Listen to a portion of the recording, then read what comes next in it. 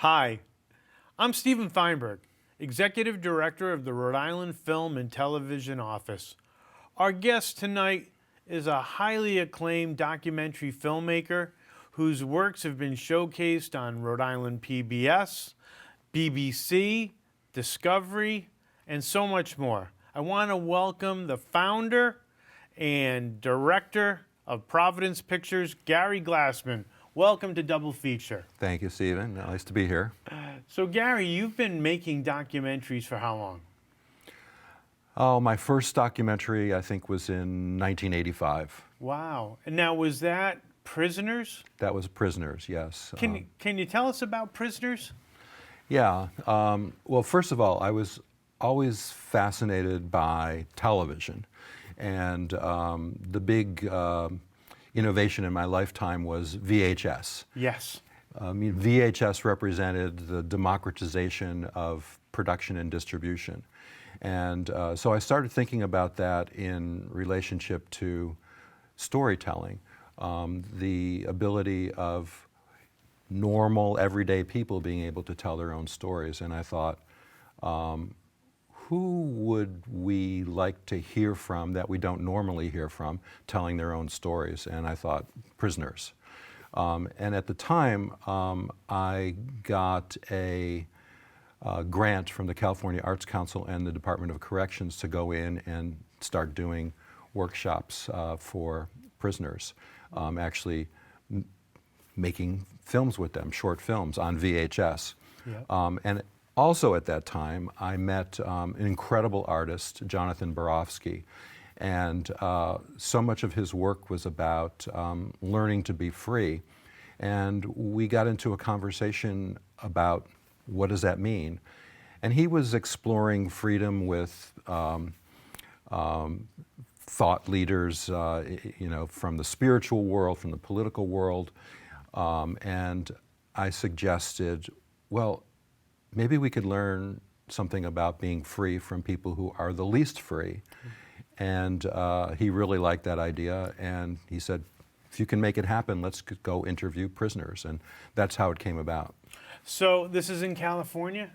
Yeah. Which prisons did you go to? We did a number of them throughout the state. San Quentin Yep. was the most famous, but we also, California Institution for Women, California Rehabilitation Center, California Institution for Men, and a few others. Did you ever go to Pelican Bay? I have not been to Oh, Pelican. okay. That's where the prisoners who can't navigate the regular prison system, it's a supermax, if you will. Yeah. So how long did that process take? The film Prisoners, we worked on it for about probably a year. And it premiered at the American Film Institute's National Video Festival and was bought by the Museum of Modern Art and the Pompidou Center in Paris. And that was your first documentary? Yeah. Your first documentary is at the Museum of Modern Art? Yeah, I got lucky. That is, well, that's going to be inspiring. All right, so let's backtrack. You were born where? In the Bronx. Okay. Bronx, New York. Okay. Grew up in Buffalo, so I'm a Buffalo Bills fan. Yes, okay. And I was told, and tell me if this is true, that you joined a circus. I was going to a college in Vermont called Goddard College, and I had plans to go to Chile and study the education system there under the new socialist government. And as I was on my way there was a coup d'etat, and I decided I should turn around and go back to Goddard in Vermont. And I had no plans. I didn't know what I was going to do, what courses I was going to take. And this clown troupe showed up for orientation day. And I fell in love with this clown troupe. It was an all-clown circus. They reached me, and I'm sure the rest of the audience, at a level that is just primal, and their show was about themes of love and jealousy and greed and revenge, and I thought, I'd like to do that. And the theater company, the Twopenny Circus, was invited to become the artists in residence that semester, and so I took a class with them, clowns, and I fell in love with it. And one thing led to another, and after I graduated, they invited me to join. And where would you guys perform? We performed around the world. We performed throughout the United States, but also Europe. Wow. And were they privately funded, or how? It was us. We made it happen. And how long did you do that for? About 3 years. What an experience! Oh, it was great. Did at some point, what caused you to say, okay, now I'm coming home. I'm going to. I guess I wanted to explore more. Yeah. I mean, interestingly, in retrospect, we were kind of a proto Cirque du Soleil, had I stuck with it, I don't know, what my life would have been. But I wanted to do more, and I wanted to,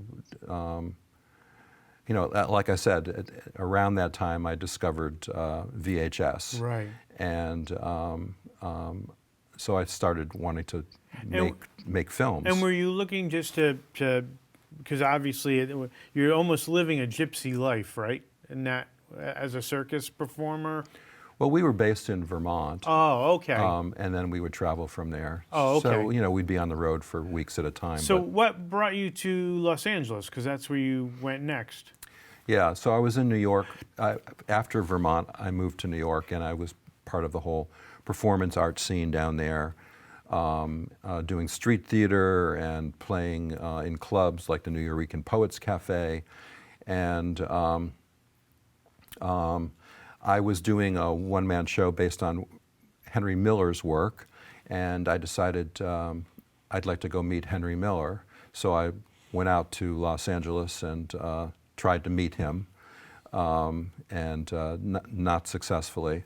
But I stayed in Los Angeles. I lived in Venice. I was a block off the beach. Yeah. I mean, it was like, it was Venice, California. You're right, it was great. I know those stomping grounds.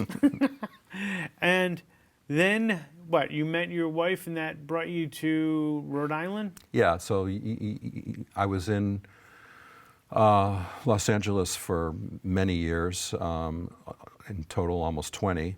We were in Los Angeles at the same time. Yeah, when we just discovered we were actually at UCLA at the same time. At the same exact time. Yeah, yeah. So, and I was there for 22 years, and you were there for 20. Almost 30 years. Oh, okay. Yeah. And oh, I'm sorry. No, I was there for 20 years. Right, Yeah, right. yeah. And so then tell me how you... So I met my wife. She was a visiting scholar at the Getty Center, and we met at a reception there. We fell in love, and she had a position at the Sorbonne the following year. And so I kind of hustled and got myself a commission to write a screenplay, and I moved to Paris with her. Wow. So we lived in Paris for a year, and then she got a job offer from a place called Providence College. A place called Providence College. And hence you came to Rhode Island, and that's when you formed Providence Pictures. Yes. The prestigious Providence Pictures. Yes. What were your plans for that when you were founding Providence Pictures? Well, again, I was just very lucky. I was a very good editor, and I met a young producer who had just gotten a few shows for the Discovery Channel, and he hired me as an editor. And we teamed up and we made about 12 programs for Discovery together. Yep. And then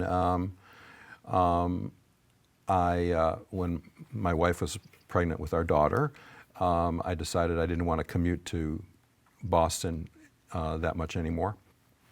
So I opened up an office in Providence, Providence Pictures. Right, right. And what was the goal? Did you have a goal in mind when you started this? Or were you just winging it? Well, again, I'm very fortunate that my partner and I were very successful with Discovery Channel, and Discovery said, yeah, you want to go on your own, we'll give you more shows. So I had a nice portfolio of programs that I could make, and that just sort of launched Providence Pictures. Now, what was the first production that came out of Providence Pictures? Was that Bible's Buried Secrets, or was there something before that?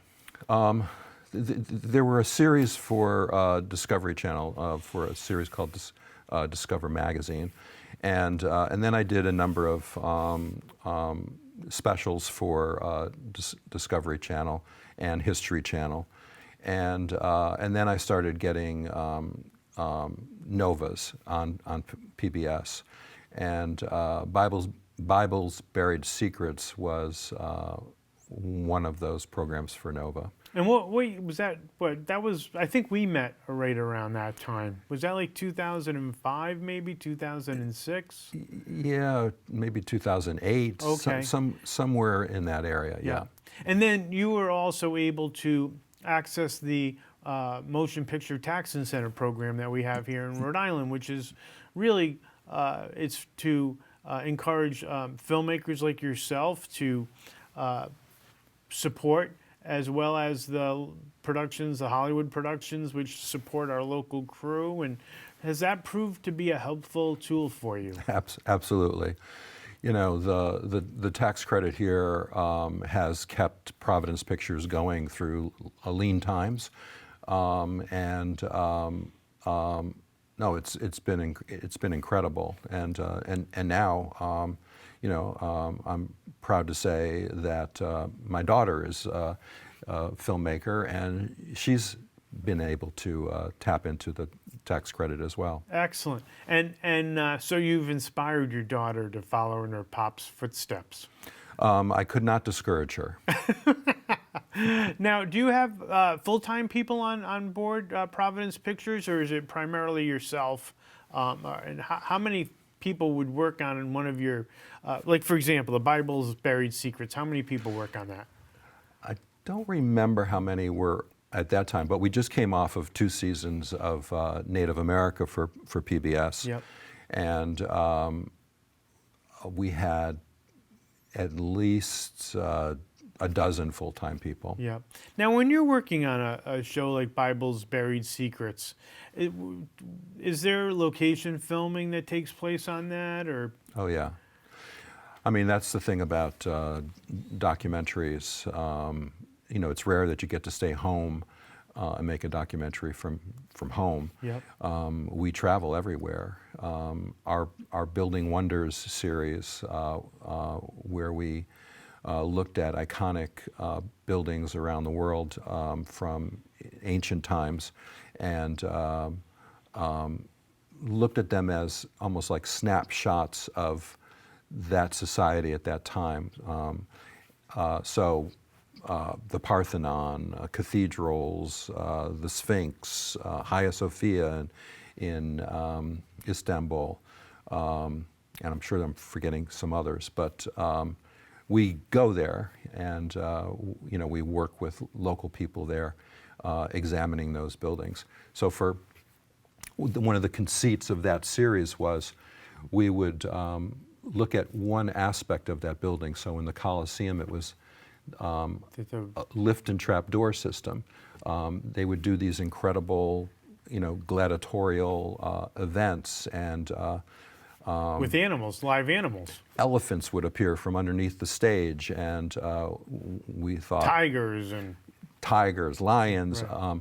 Actually, they killed so many beasts, animals in the Colosseum that a few actually went extinct at that time. Wow. It's horrendous on, you know, so many levels. Right. But we wanted to look at, you know, how did they do it?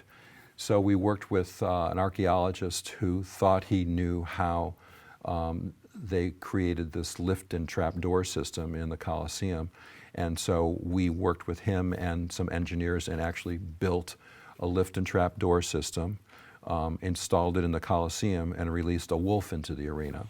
So it was the first time a wild animal was released into the Coliseum for, I think, 1,500 years. Wow. You didn't lose any production assistants, did you? No, no, no. You didn't sacrifice anybody. When you're working with a company, whether it's Nova or the History Channel or BBC, are you pitching to them, or are they coming to you about particularly, or do they say, "Hey, Gary, we have this budget. This is what we want to do"? How does it? Tell me how the process works. Well, I've been fortunate in that I've basically been pitching. I mean, it's got its pros and cons. I get to pitch what I'm interested in doing, and you know, try to sell the idea Yep. to these different broadcasters. Do you, let's say, have many piles of ideas and that you've done some research on, and then you say, okay, this one's ready to go, this is the one I want to pitch, or is it just singular ideas? Well, there have been many, many over the years, Yeah. and after so many years, I tend to sort of like return to some that I think, well, maybe this one will work now. So Native America, I started pitching that in like 1999, and it wasn't until 2015 that we got commission from PBS. Now, okay, we're jumping ahead to Native America. So that's your most recent multi-part series, right? How many episodes? There were 2 seasons, 4 episodes per season. Okay. And why don't you tell the audience a little bit about, what your pitch was about Native America, and then what it became as you started to get deeper into it? I was doing a film for Nova on Copan, this Maya city in the Honduran jungle. And I mean, here I was in the jungles of Honduras, in this city with incredible pyramid temples and sculptures of kings from over a 400-year period, and the art and the architecture, its own written language, and it was built somewhere between 400 and 800, and I just thought, well, how did this happen, and what else was going on at that time? I knew it wasn't aliens. Right. So I was wondering, like, what was going on throughout the whole Americas at that time, and that sort of was the spark for the inquiry into Native America. And the first series was really about the world created by America's first peoples, and it was a world that most people didn't even know existed. Over 100 million people connected by trade and social networks that span 2 continents, cities with over 100,000 people in them, rivaling, bigger than London at that time, their own forms of government, democratic governments, different. 60% of the food in the world today was actually engineered here in, grown and engineered here in the Americas. So that's really what the first series was about. But I think the innovation in terms of television from that series was that we had Native people telling their own stories, speaking about their own heritage and history and traditions. And when we had the opportunity to pitch a second season, I thought it would be really good to take that even further, bring it to modern days, and look at contemporary Indian country, and have Native filmmakers producing and directing each of the hours. Which I thought was very, you had a premiere And I thought that was terrific. The idea that you had let them not only tell, well, that they're the people in front of the camera were telling the story, but the people behind the camera were also telling the story. I thought really added a lot to it. Well, there's incredible talent in Indian country, incredibly talented native creatives, and this was a great vehicle for them, and there was something that a shared history, a shared experience that Native people have after 500 years of genocidal policy and towards Native people here in the Americas. And holding on to their culture, desperately holding on to their culture. In this show, you're exposing an audience to things that we don't see anymore. I don't know. Sometimes life goes by so fast, and we're so used to the McDonald's type of lifestyle, so to speak, and brand names. And I just remember, for example, the woman who was, I believe, teaching her daughter how to do textile work. Yeah, so that was part of the first episode, New Worlds, it was called. And we had Aaron Yazzie, who's a NASA space engineer, who is Navajo, and he designed the drill bits on the Mars rover that's drilling into the surface looking for signs of life. And the premise of that story was that inherent in Navajo culture is a sense of mathematics and engineering, and they could be demonstrated through their weaving techniques. And so Aaron visits with master weavers, a mother and her daughter, or an older woman. She's like a grandmother and her daughter, and they talk about mathematics and engineering, on Mars and in a Navajo weaving. rug. Right. And while they're weaving, and so, this idea that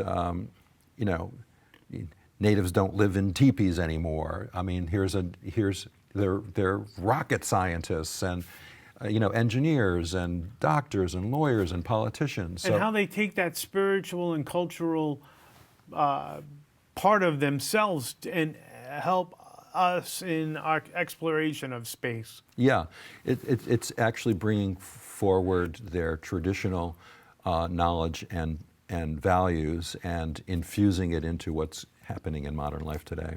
When you are, starting, how much time are you spending doing research on, like, for example, the first season of Native America, and you're in the jungle, and you're our Indiana Jones from Providence, and you're saying, how did this all happen? Are you then going to people who have written books, and what's the process?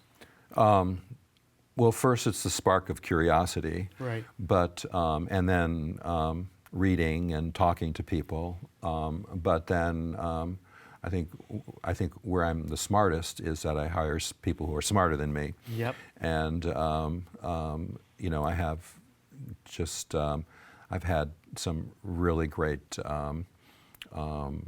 researchers and writers, working with me. How long does that process take typically to put together a first episode, let's say? Well, again, it just depends. But production, it's time and money, and there's a certain balance you have to hit. And do you schedule like a feature film?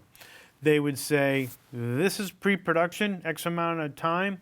This is our calendar of production. This is our calendar of post, and this is when we need to deliver it. yeah, we do that. Same thing. Yeah. Same structure. Yeah. Yeah. What kind of budgets are you typically working with on a show? Well, you know, it's ranged from a couple 100,000 to $1 million. Yep. Okay. Um, I remember. I believe it was. I don't know if it was the Secrets of the Parthenon or the Buried Secrets. You also included a lot of neat animation. Yeah. How do you pick who's going to animate the B-roll, if you will? Well, animation is a really important part of the storytelling, and particularly when you're dealing with, Historical? like historical or engineering. So, like, with the Parthenon, to actually visualize what it had looked like, animation plays a major part of that. We've been working with mainly the one animation company called Hand Crank Productions. Where are they located? They're in just over the border in Massachusetts. Okay. One of the things, I first worked with them on Bible's Buried Secrets, and one of the things that attracted me to them is they have this, they do a lot of stop frame animation. And I thought for Bible's Buried Secrets, I really wanted to create a physical Bible and fill it with the most beautiful art historical images from the Bible, like stories of Moses receiving the Ten Commandments, or David with his slingshot against Goliath, and I wanted it to be leather bound and gold leafed and all that. And so we did that with Hand Cranked. We actually produced a physical Bible. Mm-hmm. And one frame at a time? The concept was we were going to have this archaeologist's table, and the Bible would be one of the things on it. And so when we were accumulating all this evidence of the intersection between Bible stories and actual archaeological evidence and extra biblical historical facts, we wanted a place for it to exist on a table, but we wanted the Bible to actually feel physical, because so many people have Bibles in their families that have been handed down for generations, and there's something visceral about it. And at the time, I just didn't think that this was back in 2008 or something. Right. The digital technology just couldn't capture that kind of texture. So we decided to do it in stop frame animation. And so we had so turning the Bible, the page of the Bible, and illuminating certain lines in it. Some of those shots took 48 hours to do in stop frame animation. Mm-hmm. But I maintain to this day that you can actually feel the texture of that Bible. The tactile. Right through the screen. Gary, I've had conversations sitting across from me, Doug Trumbull, who did the 2001 Blade Runner, Close Encounters, and we talked about how miniatures often stand the test of time. Joe Johnston, who's a good friend of mine, who did the Star Wars films and designed a X-Wing fighter and the Star Destroyer and all, said the same thing about how these actual physical miniatures stand the test of time because they are real. Yeah. And sometimes the digital, our eyes become so educated that we see, man, that is clearly a computer graphic that, you look at something that might have been 10 years ago, and we clearly see that does not seem real. But I agree with you, that tactile thing still has power. Yeah. And, and I think you can make the same case for authentic storytelling, that you can tell when somebody is telling a story from their real experience, from their heart, and that's something that I'm very proud of for the Native America series, and it had to do with, I think, the connection between our filmmakers and the communities in which they were gathering stories. Yeah. Now, in 2009, you won Writers Guild of America Best Documentary for Secrets of the Parthenon. And Yes. Tell us about that, how that started, and what that meant to you. My mother's family is Greek. We're Greek Jews from a little place called Yanina up on the Albanian border. Yanina. Yanina. And, I grew up in a lot of, going to a lot of Greek diners, and I always see the Parthenon on the placemat or the mug, and I thought, why is this considered a symbol of Western civilization? And I thought I'd look into that. And I was very fortunate to connect with some people who were actually in charge of restoring the Parthenon, or conserving it, I should say. Preserving it, right? Preserving it, yeah. So I connected with them and made that documentary about the Parthenon, it's still one of my favorites. What do you love about it? What is tell us something we don't know. Well, first, what's the secret? What's one of the secrets of the Parthenon? Well, let me tell you, there's no secrets. There's no secrets. When a show is called The Secrets of the Parthenon, or The Secrets of the Colosseum, or whatever, how did they build it without any computers and machines? The secret is political will. That people saw something that they thought was worth doing, and they gathered their resources and did it. And that's the secret of all those. So if you're looking for secrets, I just gave it away. It's having a vision and putting that vision into action. Exactly. Well, the thing about the Parthenon is that it's more of a sculpture than a building. Now, each stone in the Parthenon is individually carved and unique. And it's not just a Lego set. And the reason they did it that way is because they built it for visual impact as opposed to mathematical precision. Like art. It's art, so that when you're looking at it, it recognizes the way we see, and how it almost looks like it's like it's breathing itself. It looks like it's holding its own weight. It has a sort of a shape to it. When you look at just the base of it, the center of it is higher than the edges. And it has this effect of it looking perfect, but it's actually not geometrically perfect. Mm-hmm. And it had to do with this idea that beauty is in the eye of the beholder, or man is the measure of all things. And so it was more important that it looked a certain way as opposed to being, a perfectly straight line. Amazing. How much time did you spend on that particular project? Do you remember? Probably about a year. Yeah. And how long did you spend filming there? We were there maybe 3 weeks. And do you know what you're getting before you get there? Or are you just kind of going with the flow? We do a lot of pre-interviews, making sure that we've found the right people to talk to, and that they're willing to talk and give the amount of time that is needed to make a documentary.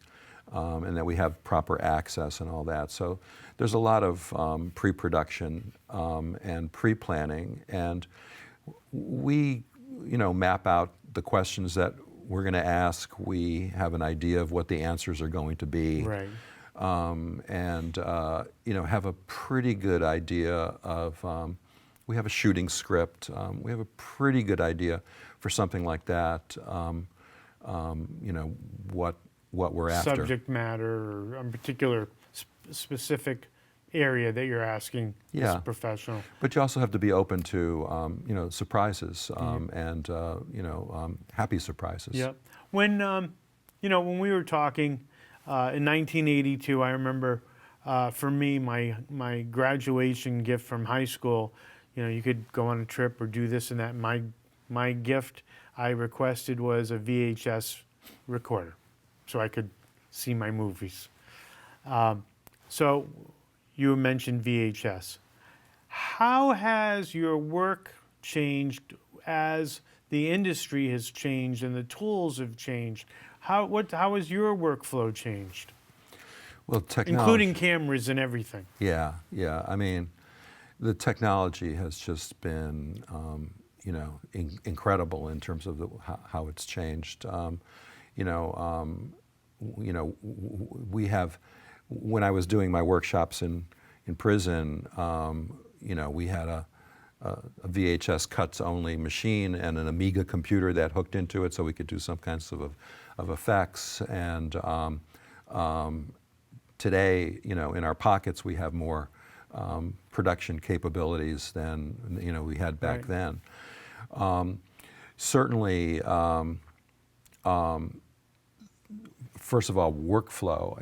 Now I'm able to work with editors around the world, and because of digital technology, we can all share the same media, digital media.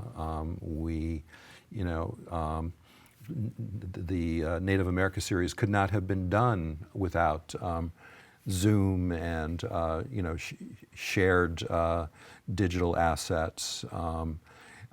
It's not quite like being in the same room, but it's the next best thing.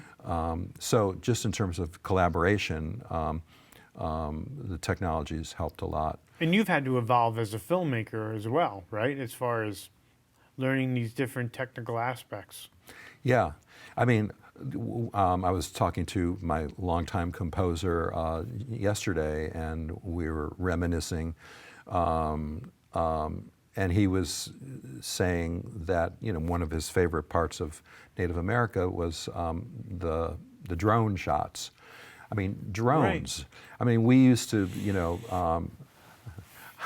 I've gotten like balloons and filled them with helium and stuck cameras on them to try to get an overhead shot. Or, right.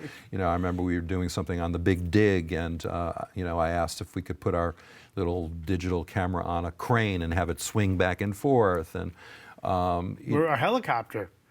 Helicopter, but that's big budget stuff. Right. But now, I mean, drones, incredible. Yeah. What incredible innovation. Let's talk about you mentioned your composer, and that was something I was going to ask you about.